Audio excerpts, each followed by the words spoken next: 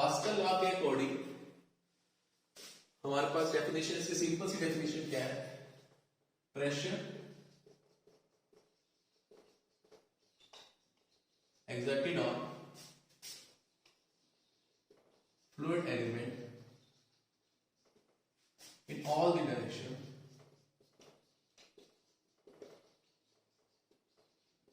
is same. ध्यान से समझनी है definition. Pressure exerted on fluid element, fluid element पर जो प्रेशर exert होता है, जो दूसरे हमारे पास फ्लूइड्स एलिमेंट लगाते हैं, in all the direction is same. ठीक है, जल्दी हमें यही प्रूव करना है कि Px is equal to Py is equal to Pz, हमें ये प्रूव करना होता है।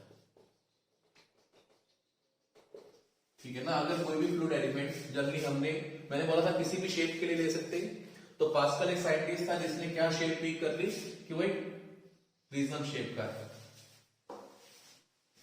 ठीक है, it is of prism shape, 3 dimension होता है फ्लूइड एलिमेंट। ठीक है, जैसे ये पिक किया, स्मॉल फ्लूइड एलिमेंट पिक किया है। ठीक है, हमने इसे अब प्रूव करना है कि हमें इस फ्लूइड एलिमेंट को, इसके ऊपर जो प्रेशर लगेगा, जो दूसरे फ्लूइड एलिमेंट्स लगाएंगे, वो तीनों डायरेक्शन में क्या होना चाहिए, उस प्रेशर की इंटेंसिटी क्या होनी चाहिए, वो सेम होनी चाहिए। ठीक है, वो ये बोल रहे हैं। अब देखो क्या हुआ, हमने क्या किया, फ्लूइड एलिमेंट कंसीडर किया जो प्रिज्म शेप का है, मतलब अगर 3D में मैं ड्रॉ करूं तो कुछ ऐसा बनेगा।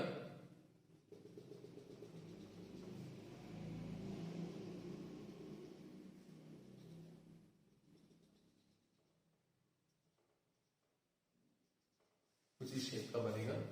ठीक है, 3D के अंदर।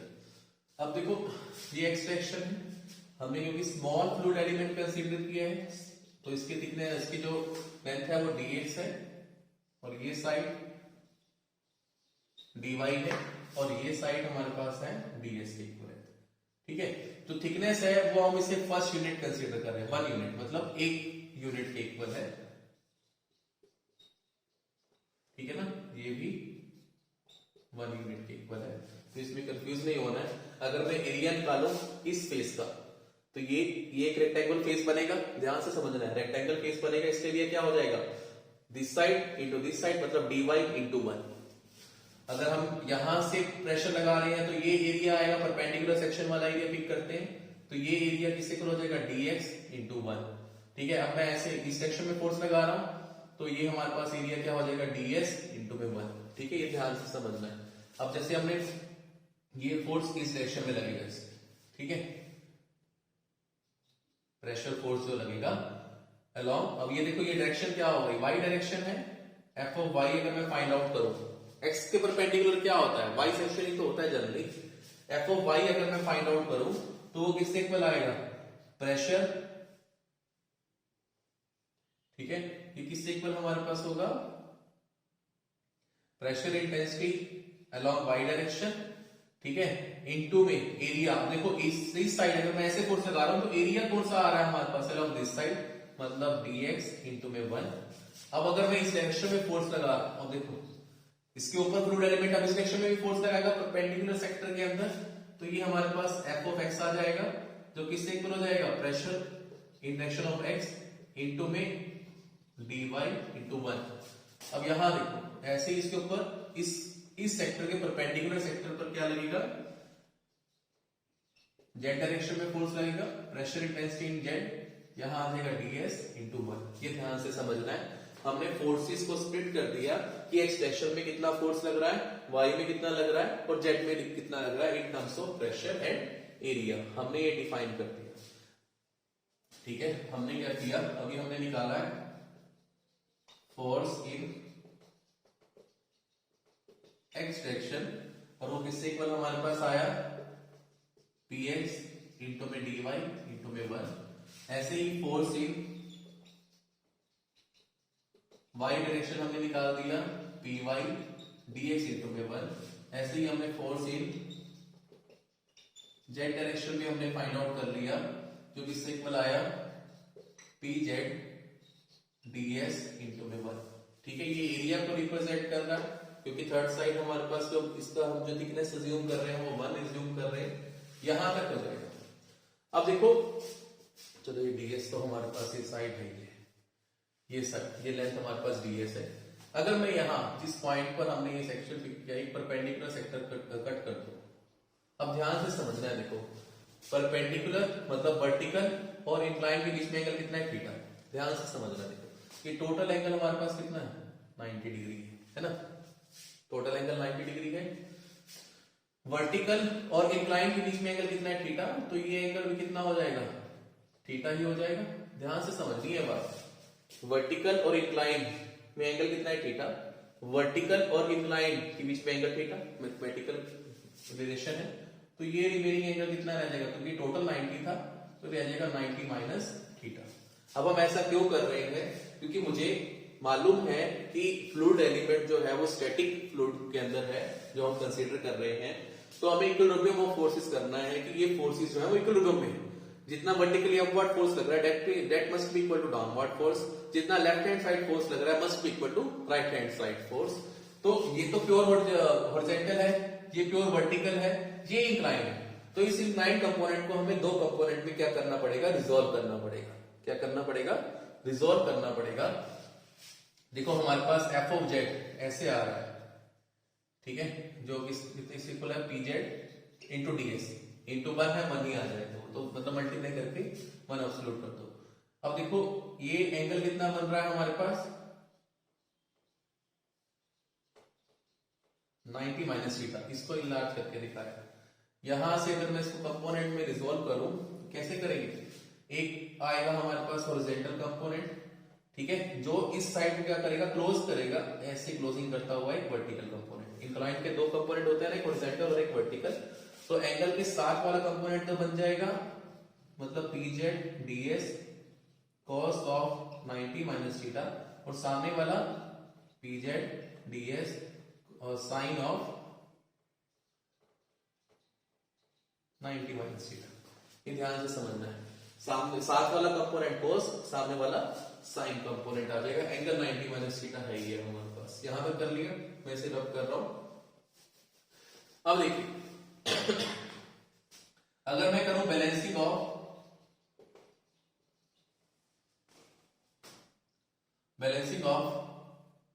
हॉरिजॉन्टल कंपोनेंट्स,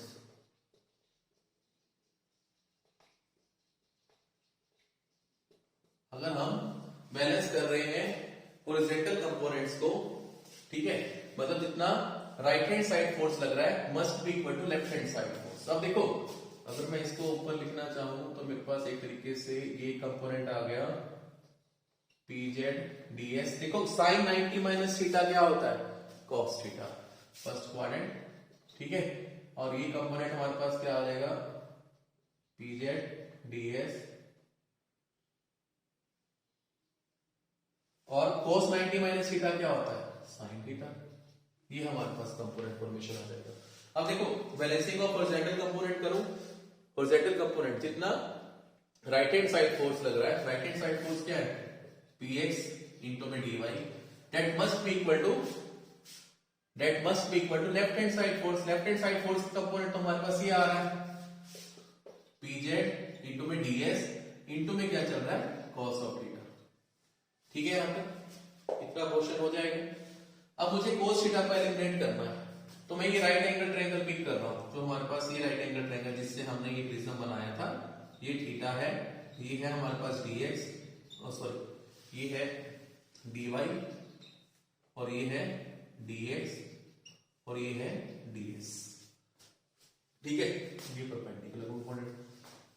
अगर इस राइट एंगल ट्रायंगल में मैं cos of theta find out करूं, cos थीटा हमारे पास क्या होता है, बेस अपॉन हाइपोटेन्यूज। अब बेस देखो यहाँ क्या बनेगा, dy, जहां दोनों एंगल लाई करते हैं वो बेस होता है, हाइपोटेन्यूज तो हमारे पास ds बन गया है, ठीक है। cos थीटा की वैल्यू ये आ रही है, ठीक है। तो अगर मैं cos थीटा की वैल्यू यहाँ पुट कर दूं तो यहां से px इंटू में dy is equal to pz into में ds, इसकी जगह मैंने पुट कर दिया dy बाय ds। देखो ds से ds कैंसिल आउट, dy से dy कैंसिल आउट, यहां से px इज इक्वल टू क्या आ जाएगा, pz आ जाएगा। से दिस इक्वेशन इज 1, ठीक है। यहां तक इस इक्वेशन को हमने क्या मान लिया, 1 मान लिया, मतलब हम यहां लिख देता हूं पी एक्स की वैल्यू किससे इक्वल आ गई है, पी जेड के इक्वल आ गई है, जिसे इक्वेशन नंबर हमने 1 कंसीडर कर लिया। ठीक है, अब हम क्या करेंगे, बैलेंसिंग ऑफ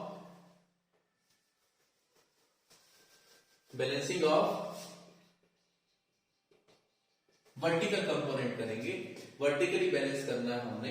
वर्टिकली मतलब जितना वर्टिकली अपवर्ड फोर्स लग रहा है, जो क्या लग रहा है हमारे पास, पी वाई इंटू में D X, that must be equal to downward force. अब देखो डाउनवर्ड फोर्स क्या है, P Z D S sine. अब देखो प्रिज्म की राइट एंगल ट्रायंगल तो यही है। अब इसमें अगर मैं साइन थीटा फाइंड आउट करूं, क्योंकि मुझे उसको एलिमिनेट करना है, तो वो परपेंडिकुलर बाय हाइपोटेन्यूस आ जाएगी।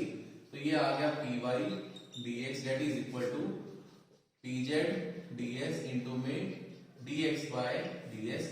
ये कैंसिल आउट हुआ, डी एक्स से डी एक्स कैंसिल आउट हुआ, पी वाई की वैल्यू आ गई पी जेड के इक्वल, से दिस इक्वेशन इज 2। ठीक है, फर्स्ट इक्वेशन आई थी P X is equal to P Z. अब देखो अगर मैं दोनों इक्वेशन से देखूं, पी जेड पी वाई के इक्वल भी है, पी जेड पी एक्स के इक्वल भी है, तो ये तीनों आपस में क्या हो जाएंगे, इक्वल हो जाएंगे। From equation 1 and 2 px is equal to py is equal to pz हो जाएगा। ठीक है, यही हमने क्या करना था, प्रूव करना था।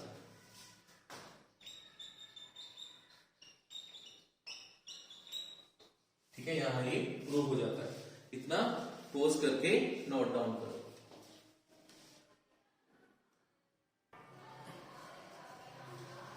अगर हम देखो नेक्स्ट एक छोटा सा टॉपिक बीच में रह गया, pressure variation along horizontal surface. देखें, ठीक है ना, हमने डेप्थ तो देख लिया। हॉरिजॉन्टली अगर हम देखें, वही देखो अगर हम कंटेनर ही मैं एज्यूम कर लूं, अब यहां पर सिलेंड्रिकल जो है वो इस फेस में, ठीक है, मैंने सिलेंड्रिकल यूनिफॉर्म होगा और प्रॉपरली हॉरिजॉन्टली प्लेस्ड है। ठीक है, बिल्कुल हॉरिजॉन्टली प्लेस्ड है। अब यहां ध्यान से देखो, अगर मैं मान लो ये पॉइंट ए है और ये पॉइंट बी है, यहां प्रेशर फोर्स जो लग रहा है वो एफ ए है, यहां जो प्रेशर फोर्स लग रहा है वो एफ बी। ठीक है, प्रेशर फोर्स क्या है, एफ बी है। तब क्या होगा हमारे पास, अब तो देखो अलोंग हॉरिजॉन्टल, हॉरिजॉन्टली वेट का इंपैक्ट नहीं होता। अगर कोई ऑब्जेक्ट हॉरिजॉन्टली स्टेबल है तो उसमें वेट का कोई इंपैक्ट नहीं आता, वेट का इंपैक्ट सिर्फ वर्टिकली आता है। तो यहां से अगर मैं एफ ऑफ ए की वैल्यू फाइंड आउट करूं, किससे इक्वल होगा, pressure at point A into में एरिया। एरिया हम यूनिफॉर्म लेके चल रहे हैं। ठीक है, और अगर मैं F of B find out करूं तो किससे इक्वल होगा, पी ऑफ बी सॉरी। ठीक है, pressure at point B into में एरिया। ठीक है, हाइट यहां पर क्या है हमारे पास, वो 0। हाइट की वैल्यू क्या है हमारे पास, वो 0 है। हमने जो फॉर्मूला देखो पीए, अगर मैं यहां से पीए माइनस पीबी निकालूं, चेंज इन प्रेशर अगर मैं फाइंड आउट करूं तो वो किससे इक्वल आएगा हमारे पास, चेंज इन प्रेशर वो किससे इक्वल आना चाहिए, चेंज इन प्रेशर किससे इक्वल आना चाहिए हमारे पास। देखो हमने ये किया था, वो फॉर्मूला हमने रो जी एच ये किया था ना, ये हमने इवेल्युएट किया था वर्टिकली जब हमने किया था डेप्थ के अकॉर्डिंग। अब यहाँ हाइट 0 है, ठीक है, तो ये वैल्यू तो 0 हो गई। यहाँ पर प्रेशर इंटेंसिटी क्या होती है in case of horizontal surface, वो क्या रहती है, सेम रहती है। ये आपने ध्यान में रखना है। एक ही सेक्शन पे लाई कर रहे हैं, ठीक है, डेप्थ नहीं है, एक ही सेक्शन पे लाई कर रहे हैं, हाइट की वैल्यू 0 है। ठीक है, और पीए माइनस पीबी फॉर्मूला हमने रो जी एच हमने किया हुआ है, वहां एब्रिविएशन पी और क्या की फॉर्म में हो सकती है। ठीक है, तो हाइट की वैल्यू 0 पुट करो, क्योंकि हाइट तो इसमें कंसीडर ही नहीं करेंगे। आप यहां हाइट पिक करो, यहां हाइट पिक करो, सेम है।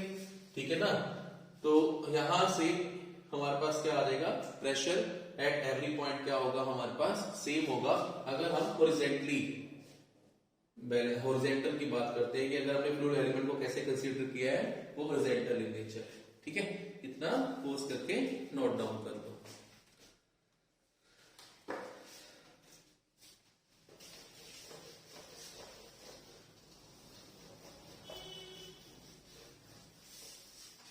नेक्स्ट है एप्लीकेशन ऑफ पास्कल लॉ। ठीक है, अब हमने क्या करनी है, एप्लीकेशन ऑफ पास्कल लॉ करना है। जो हमने पास्कल लॉ अभी स्टडी किया उससे हम क्या एप्लीकेशन जो है हम ड्रॉ करते हैं। एक तो हमें दो एप्लीकेशन हमने करनी है, एक हाइड्रोलिक लिफ्ट करना है और हाइड्रोलिक ब्रेक।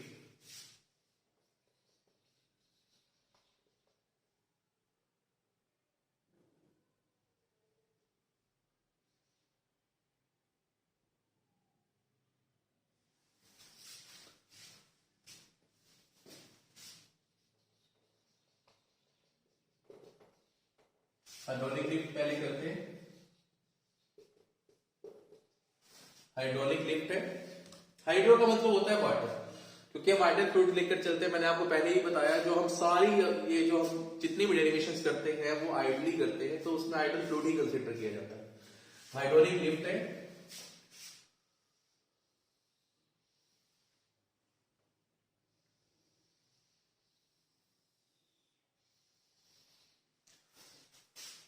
इसमें क्या होता है हमारे पास, एक हमने कंसीडर किया एक कॉलम, ये एक कॉलम, ये कॉलम है एक कॉलम, एक हमारे पास होता है बी कॉलम जिसके ऊपर वेट रखा होता है या हम बोल देते हैं कि लिफ्ट है, ठीक है।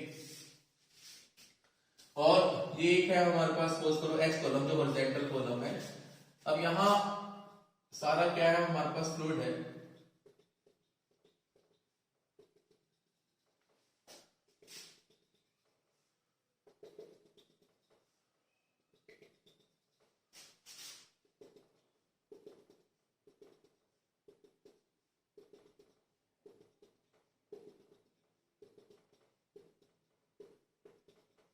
ठीक है, फ्लूइड है। अब ए जो है स्मॉल डाया कॉलम है, मतलब उसका डायमीटर जो है वो स्मॉल है, ठीक है। और बी जो है large dia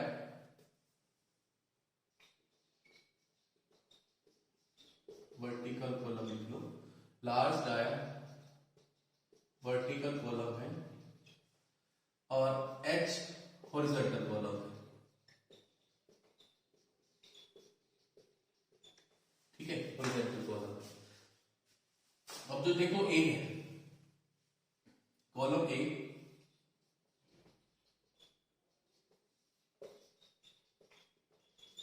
having small area,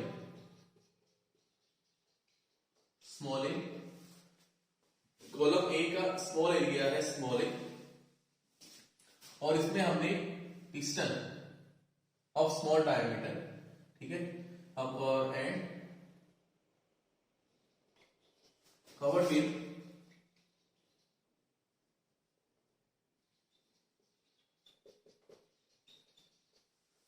small air tight piston. मतलब अगर मैं पिस्टन से कवर कर रहा हूं इस कॉलम को, तो इसके फ्लूइड और जो हमारे पास पिस्टन है उसके बीच में कोई एयर नहीं है, ठीक है, डायरेक्ट लिंक इसका है फ्लूइड का ही, इसलिए इसको एयर टाइट कॉलम है। जो हम बात कर रहे हैं कॉलम बी की, ठीक है, having large area,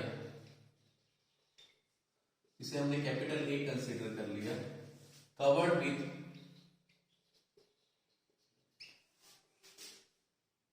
large air tight piston, जिसके ऊपर हम क्या रखेंगे, वेट रखेंगे या वुमेन बॉडी होगी जो ऊपर की तरफ लिफ्ट करेंगे, ठीक है। आ रही है बात समझ में यहां तक। अब देखो ऐसा हम इसकी वर्किंग क्या है समझो ध्यान से। हमने क्या किया, इस पिस्टन पर स्मॉल फोर्स लगाया है, स्मॉल फोर्स एफ लगा रहे हैं, ठीक है, और एरिया कितने एरिया पे, स्मॉल एरिया पे, जितना इस कॉलम का एरिया होगा उतना ही इस पिस्टन का एरिया होगा। सर्कुलर कॉलम है हमारे पास, सर्कुलर पिस्टन है हमारे पास, ठीक है। जैसे ही हमने फोर्स लगाया, आपको मालूम है मैंने पहले ही बोला कि फ्लूइड जो है वो कंप्रेसिबल इन नेचर होता है। अगर वो कंप्रेसिबल है और इनकंप्रेसिबल नेचर होता है, सॉरी इनकंप्रेसिबल इन नेचर है, दैट मींस वो कंप्रेस नहीं होगा, मगर जितना ये डाउन जाएगा उसको तो उतना ही वॉल्यूम अब दूसरी साइड में एक्वायर करना है, ठीक है ना। अगर जैसे ही इसने क्या किया, इसने प्रेशर फोर्स जनरेट किया फ्लूइड के ऊपर, तो फ्लूइड ने मॉलिक्यूल टू मॉलिक्यूल उसको ट्रांसफर किया, ठीक है। यहां से प्रेशर क्रिएट होता हुआ वो कहां मूव करेगा, जो हमने ये लिफ्ट लगा रखी है यहां तक मूव करेगा, और क्योंकि उसने तो सेम वॉल्यूम, जितना ये वॉल्यूम नीचे की तरफ डिस्प्लेस होगा उतना ही ये वॉल्यूम इसको क्या करेगा, ऊपर की तरफ लिफ्ट करवाएगा, ठीक है ना, क्योंकि ये कंप्रेसिबल नहीं है। अगर ये कंप्रेसिबल होता तो ये कंप्रेस हो जाता और वहां कोई इंपैक्ट ही ना होता, ठीक है। तो यहां ये ऊपर की तरफ लिफ्ट कर जाएगा, ठीक है। इतना अभी सिर्फ वर्किंग थी ये। अब मैं आपको बताता हूं कैसे हमने करना है। देखो हमने क्या किया, स्मॉल फोर्स कह लो या एफर्ट कह लो is applied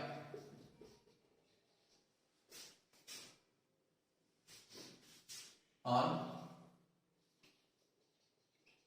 column A piston. Piston पर हमने स्मॉल फोर्स अप्लाई किया, ठीक है। अब इस स्मॉल फोर्स से, स्मॉल फोर्स जो हम अप्लाई कर रहे हैं वो एफ है, एरिया ए पर लगा रहे हैं, तो एक प्रेशर फोर्स क्रिएट हुआ, प्रेशर क्रिएट हुआ ऑन दी फ्लूइड।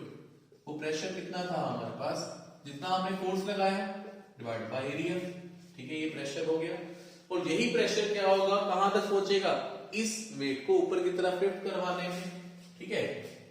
अब देखिए अगर हम force required to lift the weight at column B के जो पिस्टन पर हमने वेट रखा हुआ है उसको लिफ्ट करवाने के लिए हमें कितने फोर्स की रिक्वायरमेंट होगी, तो फोर्स किससे इक्वल होता है हमारे पास, वो कैपिटल एफ है, वो फोर्स किससे इक्वल होगा, जितना उसके ऊपर प्रेशर लगाया फ्लूइड ने, pressure exerted by fluid to the area of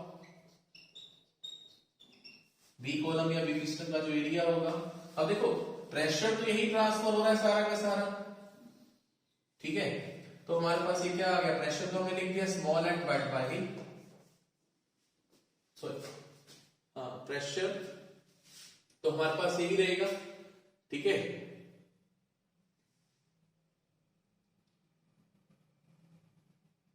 force की वैल्यू निकाल रहे हैं ना, तो फोर्स किससे इक्वल होता है, प्रेशर इनटू एरिया होता है ना,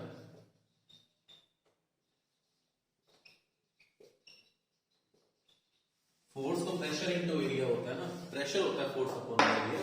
तो यहां से देखो प्रेशर तो वही रहा स्मॉल एफ डिवाइड बाय, और एरिया ऑफ बी कॉलम या बी पिस्टन का एरिया कितना था, कैपिटल ए।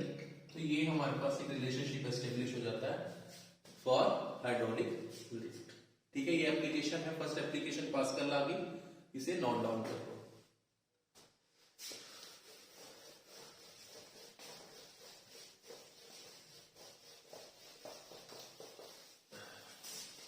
सेकेंड एप्लीकेशन है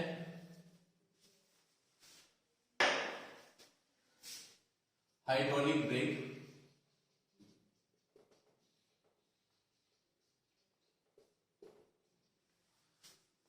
हाइड्रोलिक ब्रेक, ब्रेक का काम क्या होता है, ब्रेक का काम क्या होता है, to slow down the vehicle और टू स्टॉप द व्हीकल, ठीक है ना। अगर कोई व्हीकल स्पीड पे मूव कर रहा है और हमें उसे स्लो डाउन करना है तब हम ब्रेक का अप्लाई करते हैं, ठीक है ना। मतलब फ्रिक्शन प्रोड्यूस करता है, रोकता है फ्लूइड को आगे मोशन से, या हमें उसको बिल्कुल ही स्टॉप करना है, या एक फ्लूइड अगर कोई भी व्हीकल अगर स्टैटिक कंडीशन में तो वो स्टैटिक में ही रहे, ठीक है ना।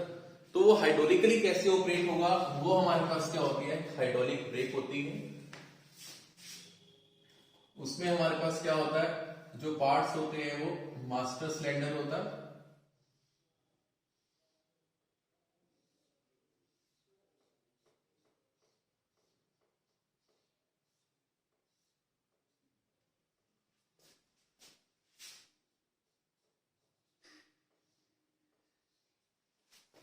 ये है लीवर,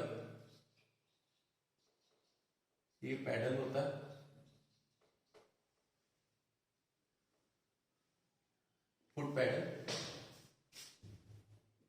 ठीक है। और फुट इज फुट पैडल, यहां से एक पाइप,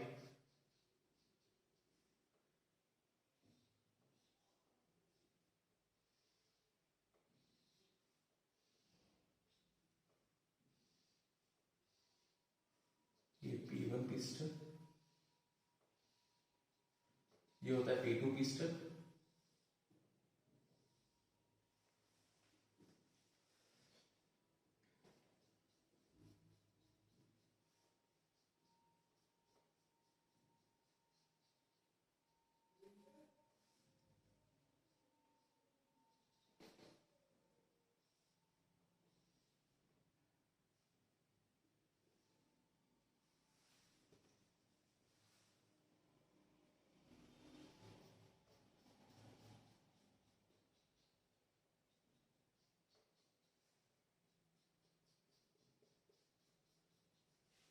ठीक है। ये भी ड्राइंग हम ड्रॉ कर रहे हैं।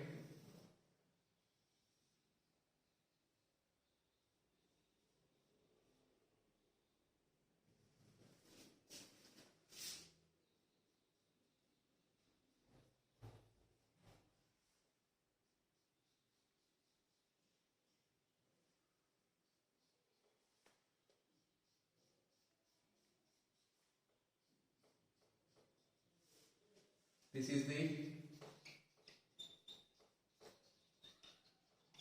wheel drum.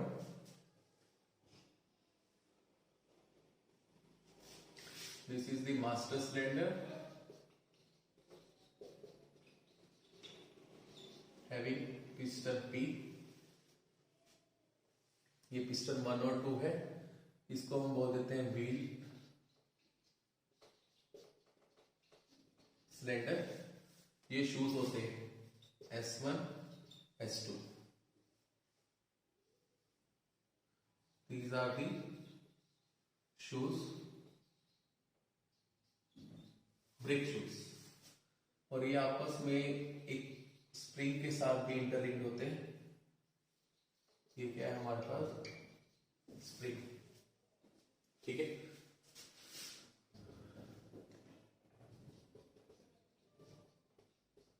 Pipe link to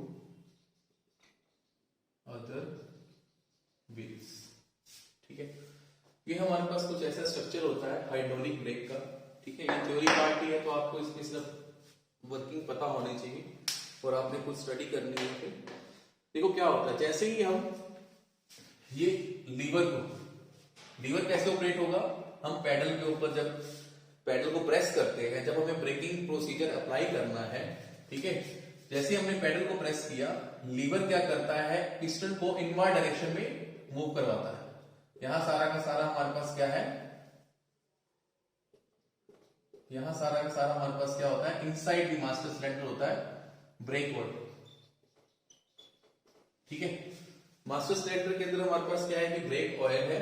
जैसे ही हम लीवर को ऑपरेट करते हैं, हमें ब्रेकिंग प्रोसीजर चाहिए है, तो पिस्टन इनवर्ड डायरेक्शन में मूव करता है। अगर पिस्टन इनवर्ड डायरेक्शन में मूव करेगा तो ये जो ब्रेक ऑयल उसमें प्रेजेंट है उसको कंप्रेस करेगा। कंप्रेस होने के बाद वो हमने एक व्हील को इलाज करके दिखा रखा है कि उसमें प्रोसीजर क्या अप्लाई होता है। कंप्रेस करेगा और यहां से वो फ्लूइड कहां एंटर करेगा, व्हील सिलेंडर के अंदर एंटर करेगा। व्हील सिलेंडर में 2 पिस्टन लगे हुए हैं, ठीक है। व्हील सिलेंडर में 2 पिस्टन लगे हुए हैं। जैसे ही फ्लूइड आएगा, ये पिस्टन को आउट डायरेक्शन में मूव करवाएंगे, दोनों पिस्टन को आउट डायरेक्शन में मूव करवाएंगे। जब ये आउट डायरेक्शन में मूव करेगा पिस्टन, तो पिस्टन का ये एंड किसके साथ कनेक्टेड है, जो अदर एंड है वो ब्रेक शूज के साथ कनेक्टेड है। जब वो उसको आउट डायरेक्शन में मूव करवाएगा तो ये ब्रेक शू कहां मूव करेंगे, बाहर की तरफ मूव करेंगे, ऐसे बाहर की तरफ मूव करेंगे। तो वो फाइनली किसके साथ अटैच हो जाएंगे, इस व्हील ड्रम के साथ जो रिंग होता है, ठीक है, और ब्रेक प्रोसीजर जो है वो अप्लाई हो जाएगा। आ रही है बात समझ में, ठीक है। व्हील ड्रम के साथ जैसे ही वो अटैच होगा, ब्रेकिंग प्रोसीजर अप्लाई हो जाएगा। और स्प्रिंग का क्या काम है, जैसे हमने ब्रेक प्रोसीजर कर दिया अप्लाई, हो गया हमारा सारा काम खत्म, ठीक है। तो हमने दोबारा से क्या किया, पैडल को रिलीज कर दिया, तो लीवर क्या करेगा, इस पिस्टन को अपनी बैक पोजीशन पे ले आएगा वापस। और स्प्रिंग हेल्पफुल होते हैं जो हमारे पास ये शूज थे उनको उसकी इनिशियल कंडीशन में वापस लाने के लिए। वो इसको इनिशियल कंडीशन में वापस लेकर आएंगे, पिस्टन दोबारा से इनवर्ड डायरेक्शन में आएंगे और फ्लूइड दोबारा से कहां चला जाएगा, मास्टर सिलेंडर में चला जाएगा। आ रही है बात समझ में? मास्टर सिलेंडर से फ्लूइड कंप्रेस हुआ, कंप्रेस होने के बाद वो व्हील सेंटर में आया, पिस्टन बाहर गए, स्पाइक बोर्ड खुला, ठीक है, बाहर की तरफ गया, रिम के साथ अटैच मतलब व्हील ड्रम के साथ अटैच हुआ, ब्रेक प्रोसीजर अप्लाई हो गया, ब्रेकिंग हो गई। उसके बाद जैसे कि हम जो पैडल को रिलीज करते हैं तो ये जो स्प्रिंग है, स्प्रिंग अब काम में आएगा। स्प्रिंग का काम क्या होता है, रिस्टोरिंग फोर्स क्रिएट करना। वो इन दोनों जो शूज को अपनी इनिशियल कंडीशन में वापस ले आएगा, जिससे फ्लूइड वापस कहां चला जाएगा, मास्टर सिलेंडर में चला जाएगा। ये हमारे पास थी एप्लीकेशन ऑफ पास्कल लॉ, ठीक है, इसे पॉज करके नोट डाउन कर लो।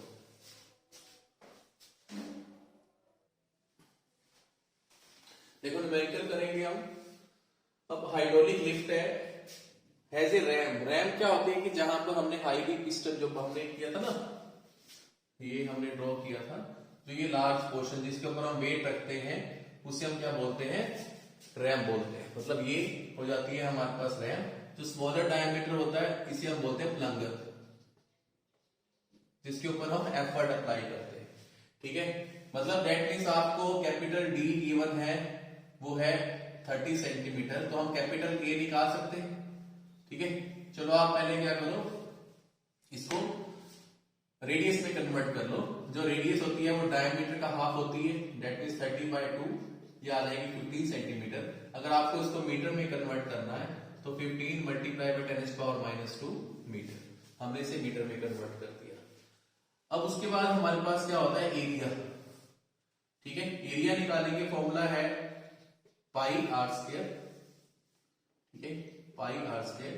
पाई कैपिटल आर की वैल्यू यहां पर कितनी है, 15 इंटू में 10⁻⁻2 होल स्क्वायर, ठीक है। ये मीटर स्क्वायर में आपके पास एरिया आ जाएगा।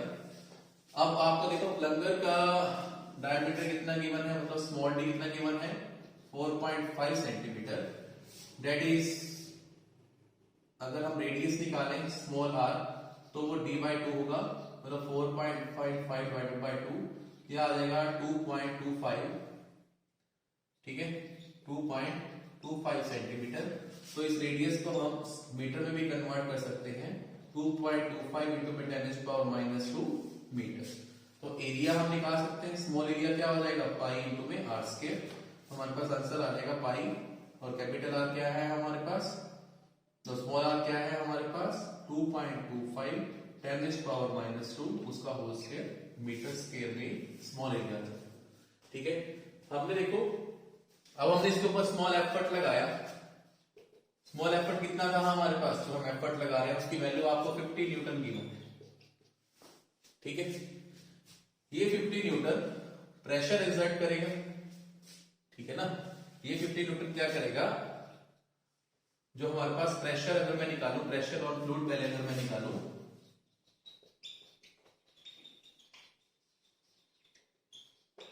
तो वो किससे इक्वल हो जाएगा, फोर्स बाय एरिया, ठीक है। यहां पर फोर्स जनरेट हो रहा है ना, पिस्टन को हम नीचे की तरफ डाल रहे हैं विद फोर्स 50 न्यूटन। एरिया हमारे पास हो गया पाई आर स्क्वायर, कितना है 2.25 इंटू में 10⁻⁻2 का होल स्क्वायर, यहां तक हो जाएगा हमारे पास। अब यही प्रेशर इस रैम को लिफ्ट करने में हेल्पफुल होगा, ठीक है ना। Pressure required to lift ram, ठीक है। तो वो किससे इक्वल हो जाएगा, प्रेशर कितना रिक्वायर्ड है, कितना उसके ऊपर वेट रखा हो, मतलब फोर्स ही किससे इक्वल होता है जनरली हमारे पास, वेट के इक्वल होता है, ठीक है। तो ये किससे इक्वल हो जाएगा हमारे पास, वेट टू बी लिफ्टेड, ठीक है ना। आप कह रहे हो जितना फोर्स हमने ऊपर की तरफ लगाना है वो किससे इक्वल होगा, जितना हमने वेट को लिफ्ट करना है, weight to be lifted divided by area of ram, ठीक है, एरिया ऑफ रैम, ठीक है। अब यही प्रेशर, देखो प्रेशर तो यही हो गया ना, प्रेशर इंटेंसिटी तो यही यहां ट्रांसफर हो गई है हमारे पास, ठीक है। तो यहां से हम फाइनली इसको मैं लिखूं तो weight divide by area of RAM, हमारे पास पाई इंटू में कैपिटल आर स्क्वायर आ जाएगा। तो वेट की वैल्यू क्या आ जाएगी हमारे पास, जो ये प्रेशर था हमारे पास, मान लो ये प्रेशर P है, तो ये भी प्रेशर P ही है, तो ये आ जाएगा P इंटू में पाई इंटू में आर स्क्वायर। ठीक है, अब P की वैल्यू हम फाइंड आउट कर चुके हैं, वो कितनी है हमारे पास 50 डिवाइडेड बाय पाई 2.25 इंटू में 10⁻⁻², उसको 2 टाइम्स लिख लो। और यहां है पाई, कैपिटल आर की वैल्यू कितनी है हमारे पास 15 इंटू 10⁻⁻², 15 इंटू में 10⁻⁻²। ठीक है, पाई से पाई कैंसिल आउट, 10⁻⁻², ये सारा कैंसिल आउट। इसको जब हम सॉल्व कर लेंगे तो हमारे पास फाइनल आंसर देखो, इसको बाकी तो मैथमेटिकल कैलकुलेशन ही है हमारे पास। ठीक है, और हमारे पास इसको सॉल्व करके जनरली जो आंसर आ जाता है वो आ जाता है न्यूटन। ये हमारे पास फाइनली आंसर आ जाएगा। ठीक है, हमने क्या किया, एरिया आपको गिवन था, प्रेशर फाइंड आउट किया पहले तो जो, और आपको एफ बी गिवन है प्लंजर का। ठीक है, फोर्स बाय एरिया करके निकाल दिया। यही प्रेशर जो रैक के ऊपर वेट रखा हुआ है उसको लिफ्ट करने में हेल्पफुल होगा, तो वो किससे इक्वल होगा, weight to be lifted by area of rack हमने कर दिया, और यहां से वेट आइडेंटिफाई कर लिया। ठीक है, और ये सॉल्व हो जाएगा हमारे पास। तो ये न्यूमेरिकल था हमारे पास, पास्कल लॉ के ऊपर बेस्ड ही हमने न्यूमेरिकल किया। ठीक है, आज के लिए इतना है।